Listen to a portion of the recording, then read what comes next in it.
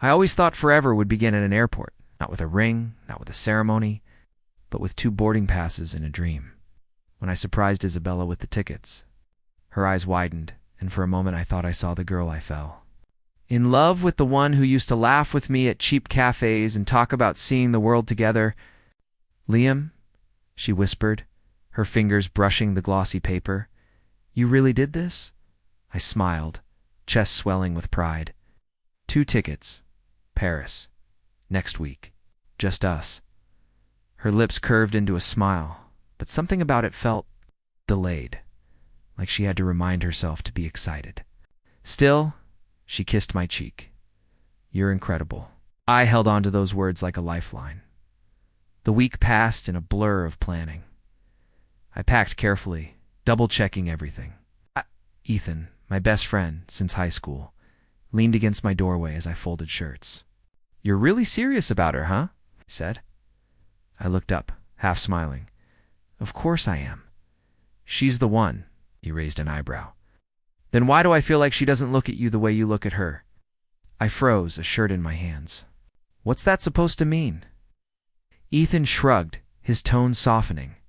"Just be careful. You're all in, but I don't know if she is." I wanted to argue, but instead I said, "You don't know her like I do." He sighed. "Maybe. I just don't want to see you hurt." I brushed him off, but his words stuck with me like a pebble in my shoe. The day of the trip finally arrived. The airport buzzed with life families rushing to gates, children dragging tiny suitcases, the smell of coffee and jet fuel in the air. I walked beside Isabella, holding her hand, but she kept glancing at her phone. Her grip felt loose, distracted. "Everything okay?" I asked. "Yeah," she said quickly, shoving the phone into her purse. "Just work emails." I nodded, though the knot in my chest tightened. I wanted to believe her. I needed to. We reached the gate, and I showed her the tickets again, grinning like a kid on Christmas morning.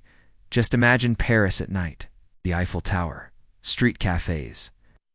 "This is the start of everything, Issa." She smiled faintly, but her eyes drifted past me, scanning the crowd. We sat down to wait for boarding. I leaned close, whispering, "I can't wait to get away from everything. Just us, no distractions." For a second, her face softened. "Yeah," she said quietly. But then her phone buzzed again, and she pulled it out without hesitation. I stared at her profile, the perfect curve of her cheek, the way her lips moved as she typed quickly. She was beautiful. She was mine. And yet, she felt a million miles away. I told myself Ethan was wrong, that she loved me, that this trip would prove it, but deep inside a whisper rose. What if she doesn't? The loudspeaker crackled. "Flight 624 to Paris, now boarding rows 15 through 30. I stood, holding out her ticket with a smile. "This is it. Ready?" She hesitated, just for a second, but long enough for my stomach to drop. "Yeah," she said finally, standing and brushing her hair over her shoulder. "Ready."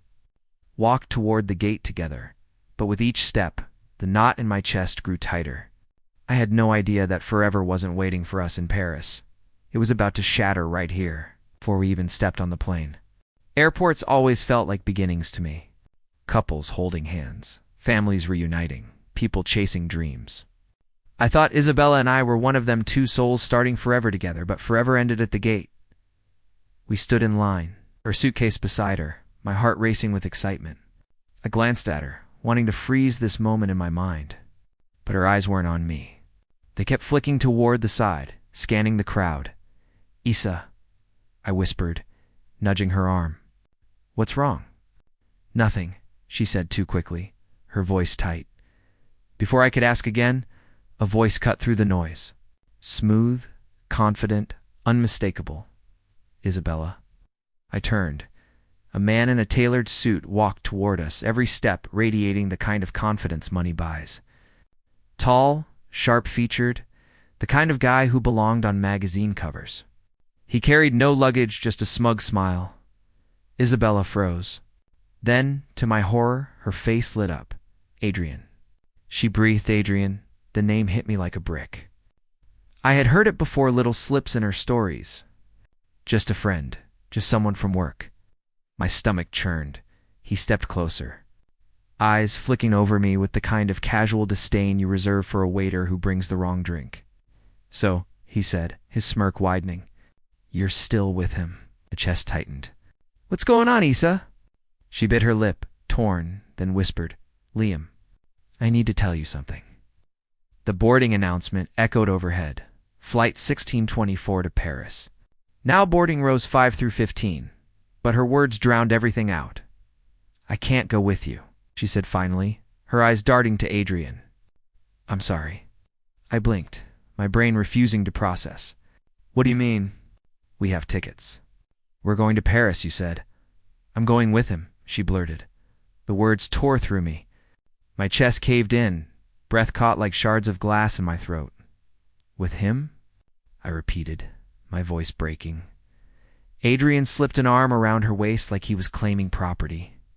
"She deserves more than cheap plane tickets and promises, don't you think?" I clenched my fists, heat flooding my face. "She deserves someone who loves her. Someone who worked for months to give her this trip." Adrian chuckled, low and cruel. "Love doesn't pay for Paris, my friend." I turned to Isabella, my voice trembling. "Tell me this is a joke. Tell me you're not doing this." Her eyes shimmered, but not with regret, with hesitation. Like she was already gone, but too cowardly to say it straight. "Liam, I can't explain, but I need stability. I need what he can give me. I'm sorry." Sorry. The word echoed in my skull, hollow, meaningless. The gate agent called again. Final boarding for Flight 624 to Paris. People rushed past us, laughter and chatter blending with the roaring in my ears. I stared at Isabella. The girl I loved. The girl I believed in.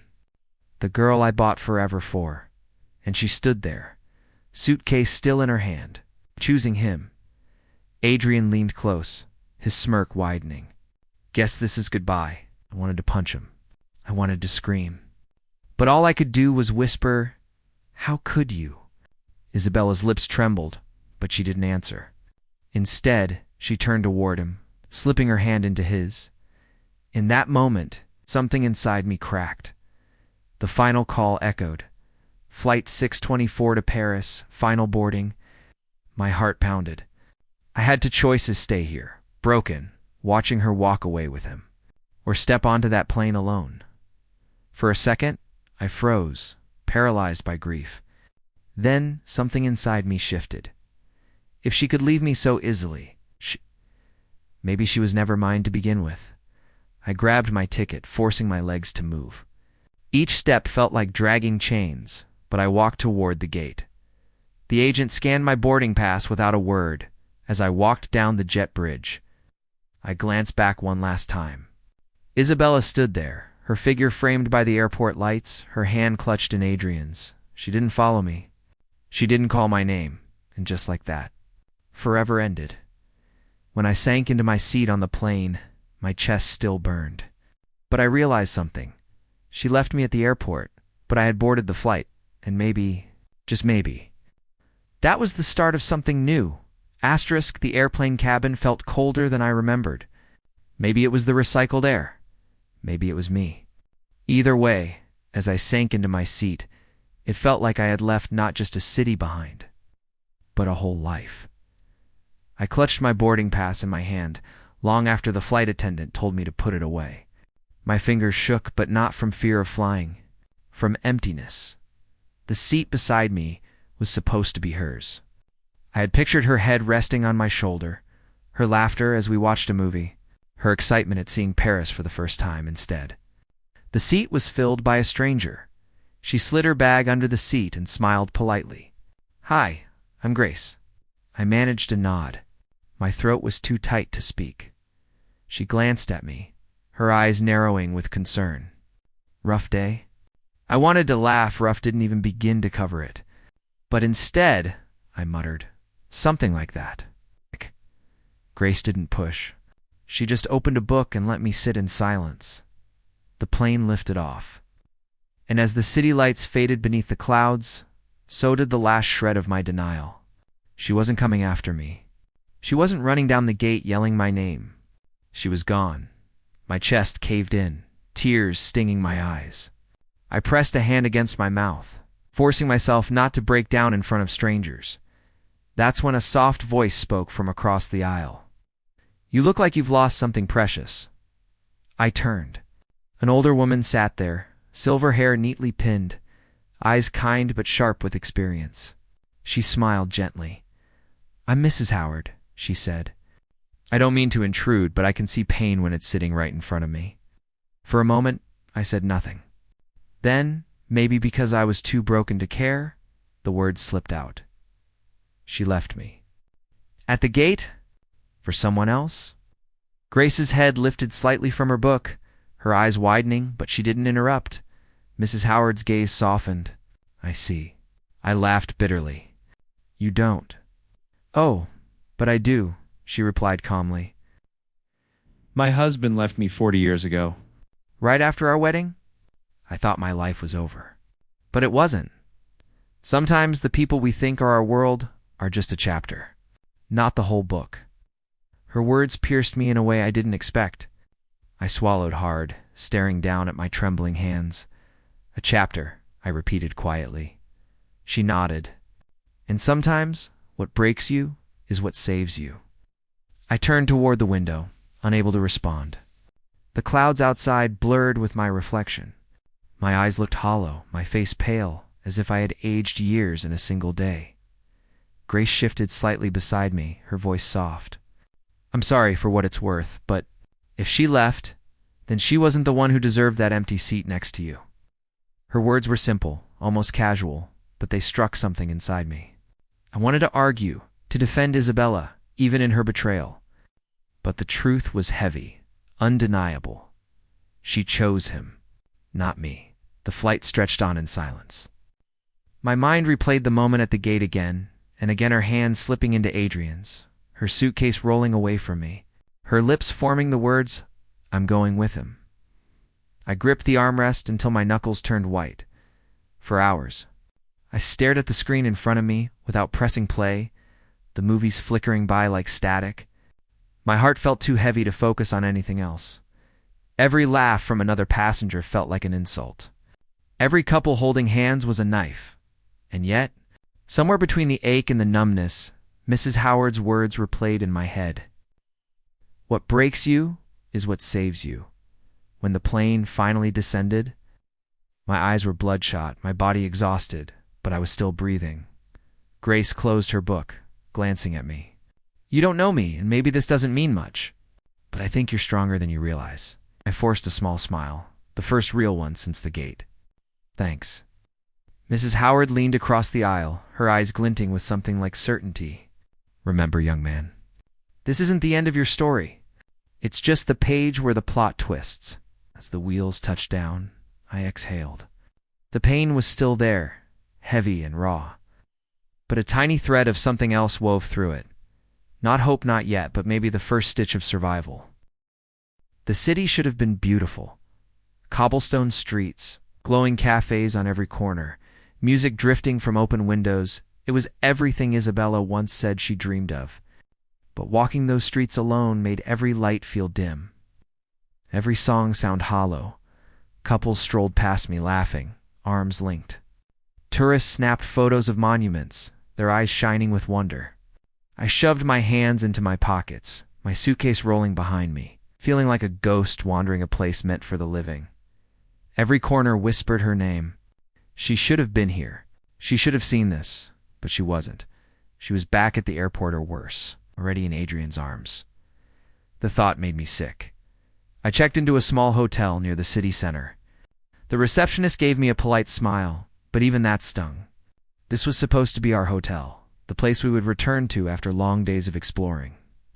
Instead, I dragged my suitcase into a single room, dropped onto the bed, and stared at the ceiling. My phone buzzed. Ethan, I hesitated, then answered. His voice came sharp through the speaker. "Tell me you didn't let her ruin Paris for you." I let out a humorless laugh. "She left me at the gate, Ethan. For him. What do you think?" "I think she's a fool," he shot back. "And I think you're still alive, which means you've got a chance to prove she didn't destroy you." I swallowed hard, my throat tight. It doesn't feel that way. Of course it doesn't. Not now. But Liam, listen to me. You can't chase someone who already chose someone else. Let her go before she drags you under. The call ended with his words echoing in my head. Let her go. The next day, I forced myself out of the room. I wandered into a cafe, ordered coffee, and sat by the window. But every sip was bitter. Every glance at the empty chair across from me, a reminder of who wasn't there. I caught my reflection in the glass. My eyes were sunken, my face pale. I looked like a man who had lost everything. Rough day again? The voice pulled me back. I turned. There she was. Grace, the girl from the flight. She held a tray with her drink and croissant, smiling softly. Mind if I sit? I nodded, too tired to argue. She set her things down, her smile never wavering. You look like you needed company. I exhaled slowly. I don't know if I deserve company right now. Grace tilted her head. Everyone deserves it.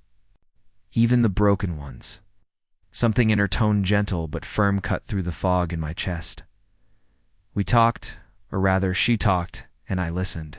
She told me about her studies, about her sister Sophia who lived in the city.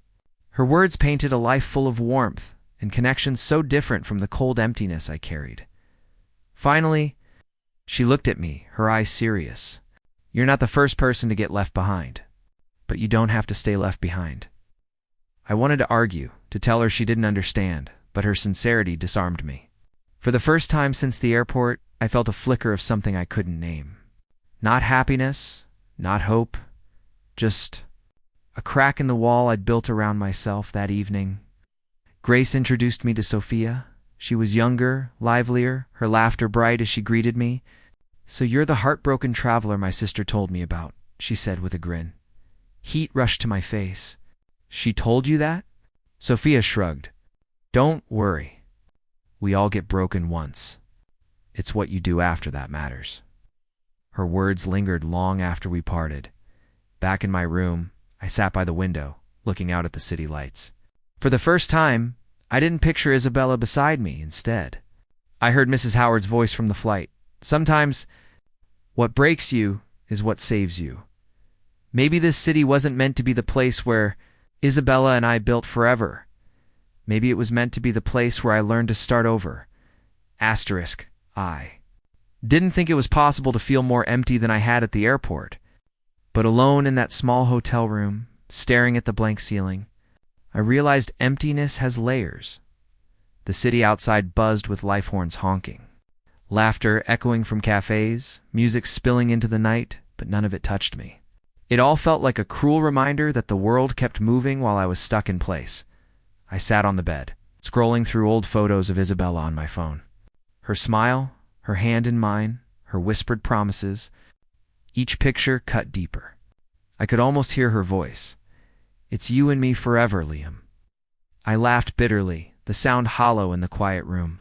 Forever had lasted until the boarding gate. At some point, I fell asleep, but the dreams were worse than reality. I saw her walking away again, suitcase dragging, her hand slipping into Adrian's. Each time I called out, each time, she didn't turn back. When I woke, sweat drenched my shirt. My chest ached, as if my heart had been ripped out again. I dragged myself to the bathroom, gripping the sink, staring at my reflection in the mirror. My eyes were red, my face pale, a stranger staring back at me. Look at you, I muttered. Destroyed over someone who didn't even hesitate to leave. The thought hit harder than I expected. She didn't hesitate. Not once. So why was I still holding on? That night, I sat at the small desk in my room, ticket stub still in my wallet, mocking me. I pulled it out, staring at the faded print. One for me. One for her? I clenched it in my fist until it crumpled. Then I whispered, this was never yours to waste. I tore the second ticket in half, piece by piece, until nothing remained but scraps on the floor, and in that moment, something inside me shifted. I couldn't undo what she did. I couldn't make her stay, but I could decide not to let her betrayal be the last chapter of my life. The next morning, I walked into a small cafe with my laptop. I searched for temporary work. anything that would keep me from sinking into my own thoughts. I didn't care if it was hard. I needed purpose. That's how I met Daniel. He owned a small marketing firm in the city. I sent in an application on a whim, expecting nothing. But he called me in for a meeting. "You don't have much experience in this field," he said, scanning my resume. "No," I admitted. "But I'm willing to work harder than anyone you've hired." Something in my tone must have struck him because he leaned back, studying me. "You look like a man who's lost everything." "I have," I whispered. "But I don't want to stay that way." After a long pause, Daniel nodded. "All right. You start tomorrow. Don't prove me wrong." Walking out of his office, I felt lighter. Not healed, not happy, but lighter. That night, Grace and Sophia invited me to join them for dinner. We sat at a little restaurant tucked into a side street, candles flickering between us. Sophia laughed at everything, her energy filling the room. Grace smiled quietly, listening, offering gentle questions. For the first time since the airport, I laughed not much, but enough to feel the weight lift for a moment. When we walked back to the hotel, Grace turned to me. "You're different tonight." "Am I?" I asked. She nodded. "Not whole, not yet, but different, like you're starting to move forward." I looked up at the night sky. Stars faint through the city glow. Maybe I am. Back in my room, I whispered into the dark, "She doesn't get to define me anymore." And for the first time since Isabella walked away, I almost believed it. The next morning, I walked into Daniel's office, dressed in the only suit I had packed, wrinkled, but clean.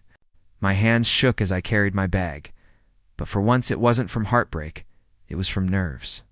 From the possibility of starting again. Daniel's firm was small, tucked into a narrow street near the river. The space was modest old desks, humming computers, papers stacked in uneven piles, but it pulsed with energy. People moved quickly, talking, typing, laughing. "This is where you'll be," Daniel said, leading me to a desk near the window. "The pay isn't much, but if you prove yourself, there's room to grow." I nodded. "I'm not here for the pay. I need a chance." He studied me for a moment, then patted my shoulder. "Then make it count." The work was hard. Deadlines piled up, and I had to learn on the fly. There were nights when I stayed long after everyone else left, stumbling through spreadsheets and client reports. But unlike the emptiness in my hotel room, these hours gave me purpose. One evening, as I leaned back in my chair, rubbing my tired eyes, I whispered to myself, "This pain, it's not the end. It's fuel." And in that moment, I realized something. Every drop of sweat, every tired breath was mine. Not Isabella's, not Adrian's. Mine. Grace checked in often. She'd swing by with a coffee, placing it on my desk with a smile. "You always look like you're carrying the world," she said once. "Maybe I am," I replied. Half-dashed smiling, she shrugged. "Then maybe you need someone to help carry it, even for a minute." Her kindness was so effortless, so unlike Isabella's measured affection. Grace didn't need to impress or manipulate. She just cared. And that alone was enough to leave me unsettled in the best way. Sophia, on the other hand, was all fire. She dragged me to art exhibits, late-night food stalls, even a rooftop where music blared and strangers danced under the stars. "You're too serious," she said. Tugging me into the crowd. "I don't dance," I protested. "Everyone dances.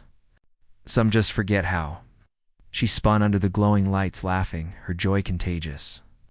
Against my will, I laughed too, clapping along with the beat. For a few minutes, the weight on my chest loosened. Still, the wounds weren't gone. Some nights, I'd lie awake, staring at the ceiling, remembering Isabella's hand slipping into Adrian's. The ache was sharp, but different gnawls of a chain, more of a scar. One night, I pulled the second half of the ticket stub from my wallet, the one I hadn't torn yet. I stared at it, the edges crumpled, the ink fading. "This belonged to us," I whispered, "but you never earned it." I walked outside to the river, the city lights reflecting on the water. Slowly, I let the ticket slip from my fingers. The paper floating before sinking into the dark current. As it disappeared, I felt something leave me too, Not all the pain, not all the memories, but the weight of holding on. The next morning, Daniel stopped by my desk. "You've been working hard," he said. "Clients notice. Keep this up, and you won't just survive, here you'll thrive." His words lit a spark inside me. For so long, I had defined myself by Isabella's love, by her approval. But now, someone respected me for what I built, not what I begged for. It was a small victory, but it was mine. That night, as I left the office, I caught my reflection in a shop window. I was still tired, still scarred, but I didn't see the hollow man from the airport anymore. I saw someone standing straighter, someone growing, even if the wounds were still there. I was learning how to live with them. Asterisk. It had been 3 months since the airport. 3 months of long nights at Daniel's office. Of Grace's quiet kindness. Of Sophia's relentless energy pulling me into the world again. The pain hadn't disappeared. It still lurked like a shadow, but it no longer controlled me. I wasn't healed. But I was stronger. That's when Ethan called. I answered on the second ring. Leaning against the office window, the city lights stretching like rivers below. "Liam," Ethan said, his voice edged with something between smugness and concern. "You're not going to believe this," I chuckled faintly. "With you, I never know. It's Isabella," he said. The name still hit like a punch, but not as hard as it used to. I steadied myself. What about her? She and Adrian? Over? Ended ugly? My stomach tightened. What happened? Ethan sighed. Apparently he drained her dry money, pride, everything, then dumped her for someone else. Word is, she's a wreck. She's been asking about you. I pressed a hand against the glass, watching my reflection blur in the city glow. The image of her walking away at the gate replayed in my mind. For months it had burned me alive, but now it felt distant. She's asking about me? I said quietly, "Yeah, wants to talk. Regrets everything." I closed my eyes, exhaling.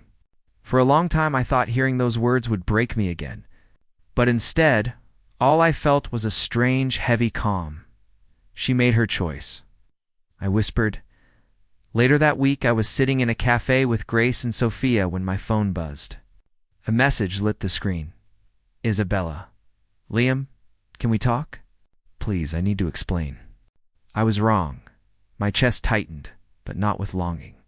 With finality, Sophia leaned across the table, noticing the look on my face. "What's wrong?" "An old ghost," I said.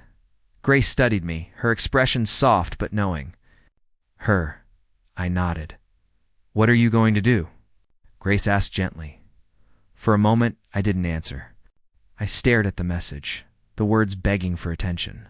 Once, I would have rushed to her, desperate for even a scrap of love, but not now. "I'll listen," I said finally. But not for her. For me, that night, I lay in bed, staring at the ceiling. The message glowed on my phone beside me. My fingers hovered over the screen. Heart pounding, memories collided in my mind, her laughter, her betrayal, her suitcase rolling away. The pain was still there. But now it came with something new. Clarity. She left me at the gate, and I walked through it without her. The next evening, Ethan called again. "So, did she reach out?" "She did," I admitted. "And I'll hear her out," I said. "Then I'll close the door for good." There was a pause. Then Ethan laughed, proud and sharp. "That's the Liam I was waiting to hear. Don't let her pull you back into her mess." "I won't," I said firmly. The day before our call, I met Grace at the library. She handed me a bookend old battered novel. "What's this?" I asked. "Something that helped me when I lost someone," she said. The ending reminded me that closure doesn't come from them. It comes from you. Her words settled into me like an anchor. That night, I walked along the river where I had once thrown the ticket into the water. The city lights shimmered on the surface, the same way they had weeks ago. But I was no longer the same man. "She's going to beg," I whispered into the wind. "And I won't break this time." For the first time, the thought didn't feel like defiance. It felt like truth. When I got back to my room, stared at Isabella's message one last time. Then I typed back 3 words: tomorrow. One call. I set the phone down, heart steady. Tomorrow. I would face her, not as the broken man she left at the gate, but as the man who had learned to walk through it without her. The next evening, I sat at my desk, laptop open, phone propped up for the call. My heart hammered in my chest, but not the way it used to. This wasn't the frantic desperation of a man begging to be loved. This was steady, controlled. At exactly 7, the screen lit up. Isabella. For a moment, I just stared at her face. She looked nothing like the woman who once held my hand through crowded streets. Her hair was messy, her makeup smudged. Her eyes were swollen, ringed with red. "Liam," she whispered, voice breaking. "You answered." I didn't reply. I just watched, waiting. She covered her face, then dropped her hands, trembling. "I made a mistake. Adrian, he used me. He took everything and left me with nothing. And now, all I can think about is you." Her words should have been a bomb, but they weren't. They were a knife dulled by regret, too late to cut deep. I finally spoke, my voice low. "You left me at the gate, Isabella." She flinched. I was confused. I thought I needed more stability, more security. But Adrian, he wasn't you. He didn't care. He never loved me the way you did. I leaned closer to the screen, my eyes locked on hers. "You didn't hesitate, Isa. Do you know what that did to me? You didn't even look back." Her lips trembled, tears spilling. "I know, and I regret it every second. Please, Liam, give me one more chance. I'll make it right." For a long moment, silence stretched between us. My chest ached, but not with longing, with release. "Do you remember the tickets?" I asked finally. She blinked. "What?" "The tickets to Paris. I saved for months. I dreamed about us walking those streets together. Do you know what it felt like, realizing you sold our future for someone else's smile?" She sobbed, shaking her head. "I was selfish, blind. Please, don't punish me forever for one mistake." I almost laughed. "One mistake." "No, this wasn't a slip. It was a choice. You didn't just break my heart," I said quietly. "You killed the man who believed you were my forever." Her face crumpled. "But we can start over." "No." My voice cut through hers, sharp and final. "You don't get to walk back into my life just because he walked out of yours." She stared at me, stunned. I continued, my tone steady. "You left me at the airport for another man. That's not confusion. That's a decision. And now, I've made mine."